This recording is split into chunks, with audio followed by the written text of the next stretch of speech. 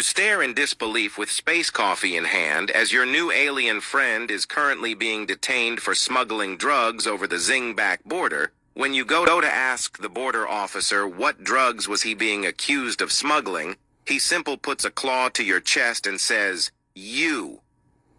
The boring, bureaucratic fuss of the border checkpoint between Zing and Back made Professor Graham feel at home for the first time since leaving Earth. You can replace car wheels with jets, flat screens with orbs, and human speech with high-pitched noises only decipherable through an automated translator hanging on Graham's chest. But even in a faraway galaxy, you can reliably expect grumpy border guards and anxious drivers with incorrectly filled-out manifests. His driver, Drogrock, and simultaneously a subject, a colleague and somewhat of a friend, seemed unusually nervous. "Is there something wrong?" As Graham said it, his translator immediately chirped seemingly random sounds. No, it's just all good, we're almost there," said Drogrock in the translator's robotic voice. Drogrock tried to look reassuring, but Graham saw he was almost panicking. "Is this your first time? I'm pretty sure our documents are in order." "First time? Yeah, you could say that." It was their turn to be checked. The border guard waved Drogrock to approach his booth. As he was walking, he turned around a bunch and threw Graham worrisome looks. Graham first responded with a wink and a thumbs up, which seemed to make his friend even more nervous, so he stopped. The guard said something into his walkie-talkie orb.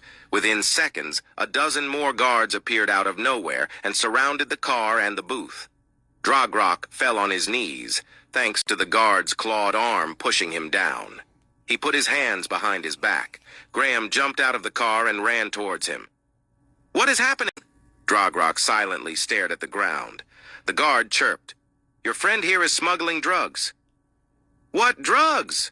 The guard raised his arm from Drogrock's shoulder and pointed at Graham. "You." The guard pulled off his shirt with one nimble rip.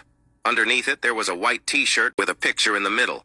A red heart, with the faces of Graham and Drogrock inside of it.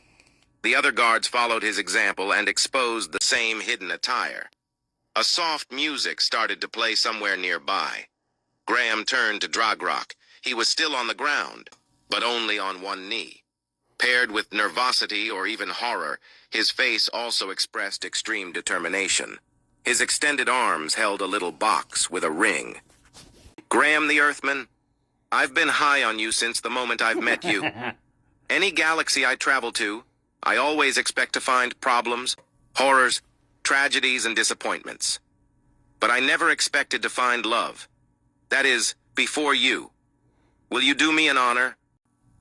"Oh no," Graham thought. "Of marrying me?" Graham stood silent for a while.